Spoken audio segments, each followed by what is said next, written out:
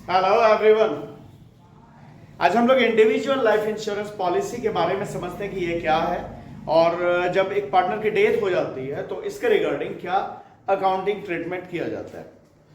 तो individual life insurance policy वो policy है जो पार्टनरशिप फर्म के द्वारा अपने सभी पार्टनर्स के नाम पर अलग अलग ली गई पॉलिसी होती है। और इस इंडिविजुअल लाइफ इंश्योरेंस पॉलिसी का जो अमाउंट है, पॉलिसी अमाउंट, वो या तो उस पॉलिसी का समय पूरा होने पर या फिर पॉलिसी का समय पूरा होने से पहले पार्टनर की डेथ हो जाती है तब मिलती है, अन्यथा पॉलिसी का सरेंडर वैल्यू ही मिलता है। इसे हम लोग इस तरह से समझते हैं कि सपोज 3 पार्टनर है, A B C. Policy amount जो अलग अलग लिया गया है इनके नाम पे उसका है, ए वाले का 70,000, बी वाले का भी 70,000 और सी वाले का चले ले लेते हैं 60,000। और इसका सरेंडर वैल्यू है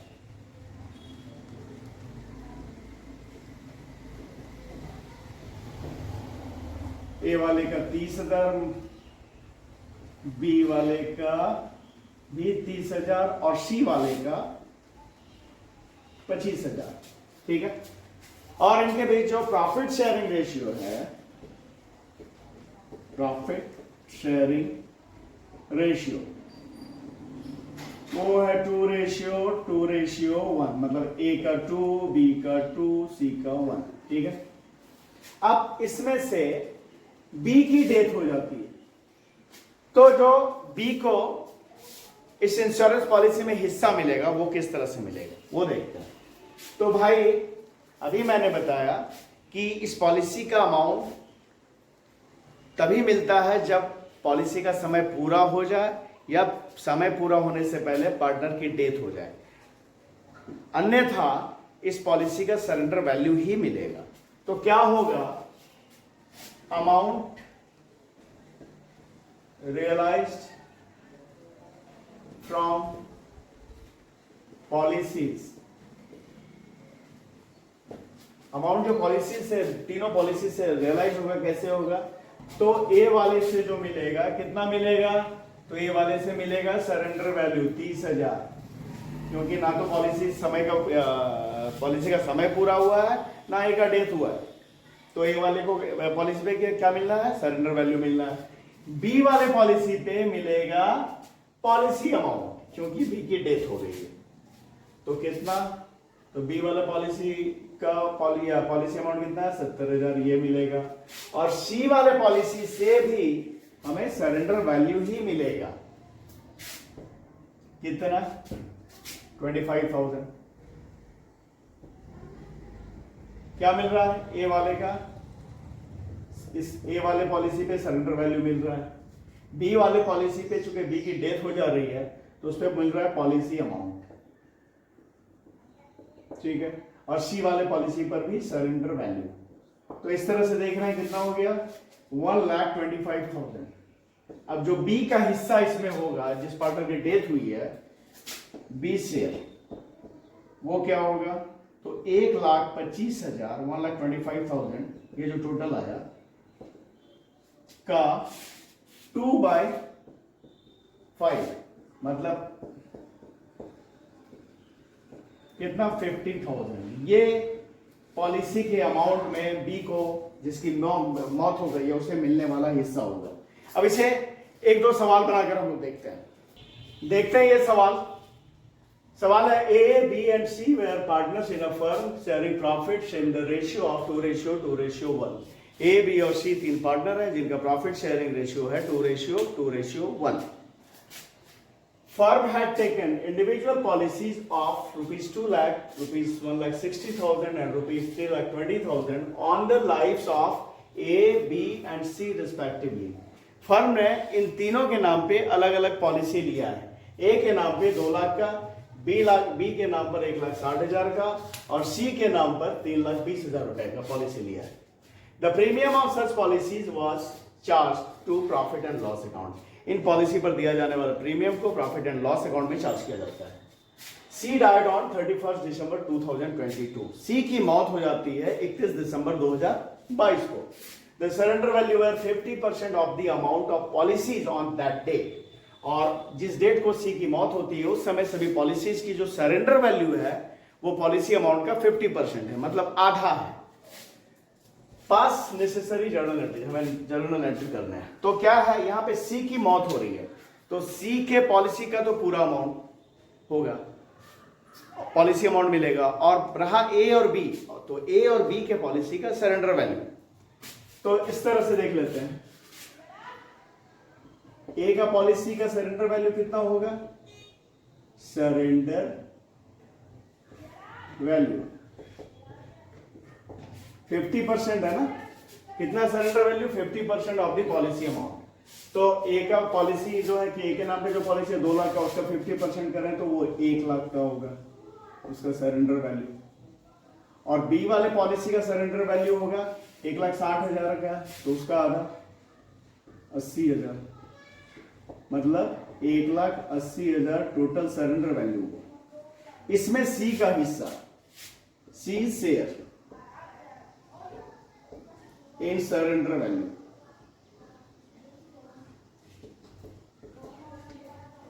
कितना होगा भाई, तो 1,80,000 का प्रॉफिट शेयर। कितना प्रॉफिट शेयरिंग रेशियो है इसका, ये है प्रॉफिट शेयरिंग रेशियो 2:1 1 है सी का, मतलब 1/5। तो सी को इस सरेंडर वैल्यू का 1/5 मिलना है, मतलब 36,000। जो कौन देगा, तो ए और बी कंट्रीब्यूट करेगा अपने गेनिंग रेशियो में। तो रेशियो क्या है इनके बीच का, ए बी और सी का जो रेशियो है 2:1। और चूंकि नया रेशियो अलग से नहीं दिया हुआ है तो सिर्फ सी का बाहर करते हैं जिसकी डेथ हो रही है, तो इनका जो नया रेशियो होगा और वही गेनिंग रेशियो भी होगा, क्या होगा, न्यू रेशियो और गेनिंग रेशियो दोनों क्या होगा, तो होगा भाई सी का हिस्सा बाहर कर दिया तो इनके बीच क्या रेशियो रह गया, 2:2, या इसे छोटा करें काट के तो 1:1। मतलब सी को जो सरेंडर वैल्यू में हिस्सा मिलेगा 36,000, ये लोग 1:1 में, मतलब इक्वली कंट्रीब्यूट करेंगे ए और बी। ठीक है, अब हम लोग जर्नल एंट्री करते हैं।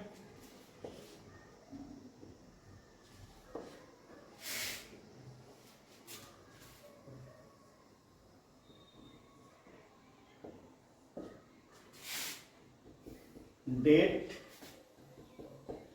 पर्टिकुलर, लेजर फॉलियो नंबर और अमाउंट के 2 कॉलम, डेबिट क्रेडिट। तो भाई सबसे पहले सी के जो पॉलिसी है उसके लिए एंट्री करते हैं, उसके डिस्ट्रीब्यूशन के लिए एंट्री कर लेते हैं। तो ये एंट्री कब होगा, तो 31 दिसंबर 2022 को जब डेथ हुई है सी की, तो 2022 में दिसंबर 31 को सबसे पहले सी के पॉलिसी के लिए क्लेम किया जाएगा इंश्योरेंस कंपनी पे। तो insurance company account debit to life policy account. तो सी के नाम पे कितने की पॉलिसी थी, 3,20,000। इसका फुल अमाउंट 3,20,000। ठीक है, being claim made to insurance company for C's policy,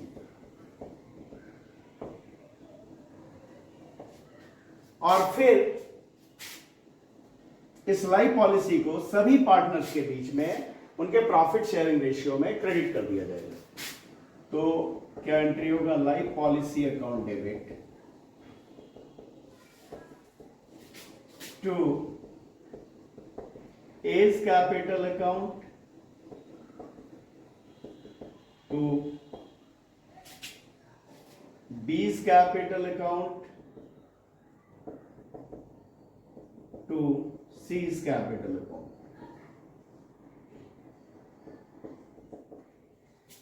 3,20,000 को उनके प्रॉफिट शेयरिंग रेशियो में, क्या रेशियो है प्रॉफिट शेयरिंग का, 2:1, मतलब 2/5 ए को, 2/5 बी को और 1/5 सी को। तो 2/5 करंटली 20,000 का तो होगा 1,28,000। इतना ए को और इतना ही बी को और सी को 1/5 मतलब 64,000 being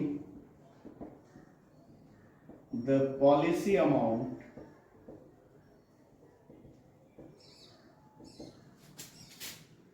of C's policy credited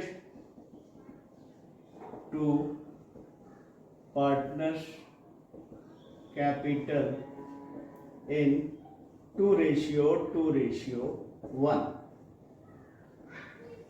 अब रहा सी को जो सरेंडर वैल्यू में हिस्सा मिलना है वो कितना मिलना है 36,000 और ये कंट्रीब्यूट कौन करेंगे ए और बी करेंगे किस रेशियो में तो अपने गेनिंग रेशियो में।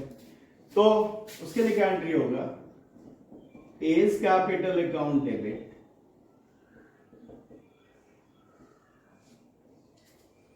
बीज capital account debit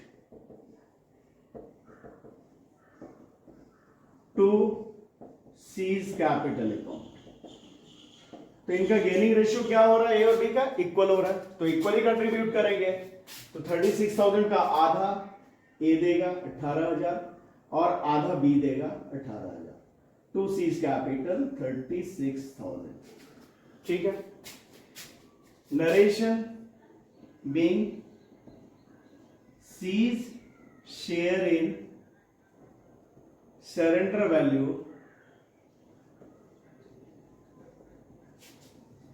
contributed by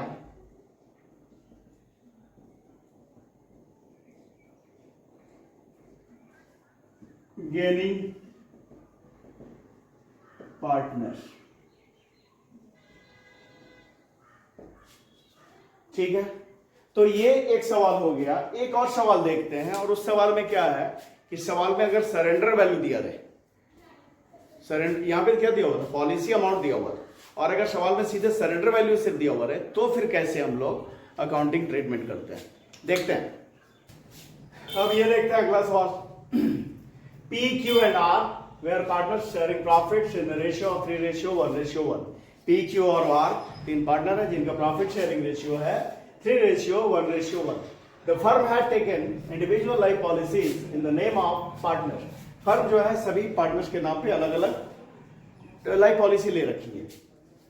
The surrender value given in the balance sheet as on 31st March 2022 were as follow। और यहाँ पे जो है पॉलिसी का सरेंडर वैल्यू दिया हुआ है 31 दिसंबर 2022 को कितना तो P वाले पॉलिसी का सरेंडर वैल्यू है 1,20,000 Q वाले पॉलिसी का सरेंडर वैल्यू 1,50,000 और आर वाले पॉलिसी का सरेंडर वैल्यू है 1,84,000।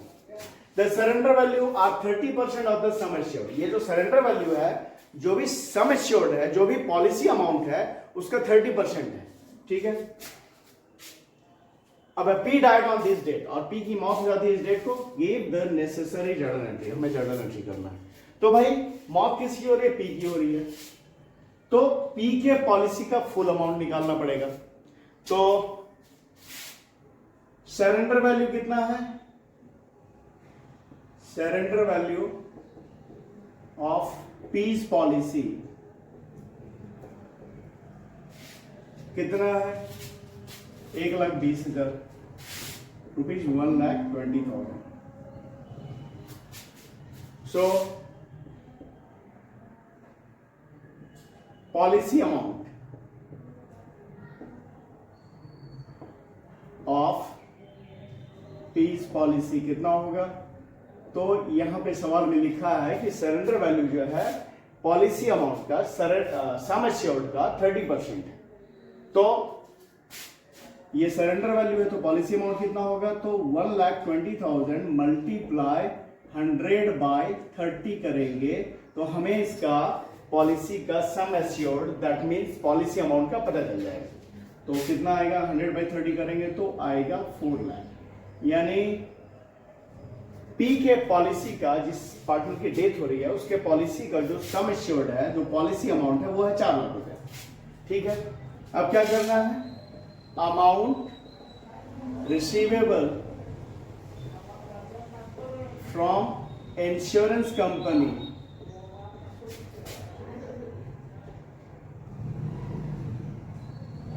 On P's policy. कितना मिलेगा भाई, पी का डेथ हो रहा है तो उसका तो फुल अमाउंट कितना निकाला हम लोगों ने, 4 lakh less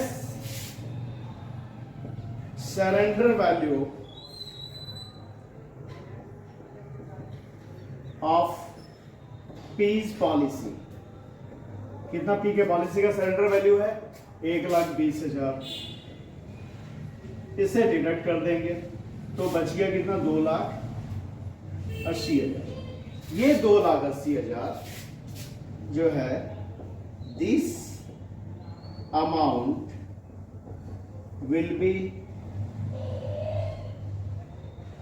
credited in the ratio of 3:1:1। ठीक है, अब हम लोग करते हैं journal entry.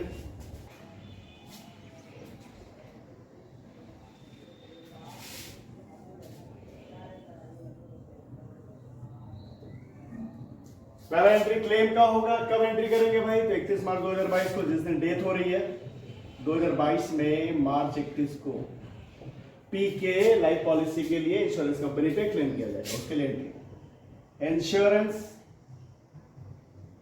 Company account debit to life policy account. कितना, तो ये 4 लाख का अमाउंट के लिए क्लेम किया जाएगा। Being a claim made to the insurance company। अब दूसरा एंट्री, जो पॉलिसी अमाउंट है उसमें से सरेंडर वैल्यू जो घटाकर बांटा गया उसके लिए एंट्री करेंगे। तो क्या एंट्री होगा, लाइफ पॉलिसी अकाउंट डेबिट। कितना, 2,80,000 to P's capital account to Q's capital account to R's capital account. ये 2,80,000 जो है इन तीनों के बीच में किस रेशियो में बढ़ेगा, 3:1:1 में, मतलब 3/5 पी को, 1/5 क्यू को और 1/5 आर। तो पी को 3/5 मतलब हो गया 1 लाख, 3/5 कर 1,68,000। क्यू को 1/5 56,000 और आर को भी 1/5 ही, मतलब 56,000। Narration, being amount received less surrender value credited to all partners capital account। ये एंट्री हो गया। अब रहा क्यू और आर का पॉलिसी। तो क्यू और आर के पॉलिसी का ऑलरेडी सरेंडर वैल्यू बुक में दिया हुआ है, इसलिए उसके रिगार्डिंग कोई भी तरह का अकाउंटिंग ट्रीटमेंट करने की जरूरत नहीं है। तो ये हम लोगों ने देखा इंडिविजुअल लाइफ इंश्योरेंस पॉलिसी के संबंध में क्या अकाउंटिंग ट्रीटमेंट किया जाता है। ठीक है, तो इस वीडियो में इतना ही। अगर वीडियो पसंद आ रहा है तो लाइक करें, चैनल को सब्सक्राइब करें। Thank you.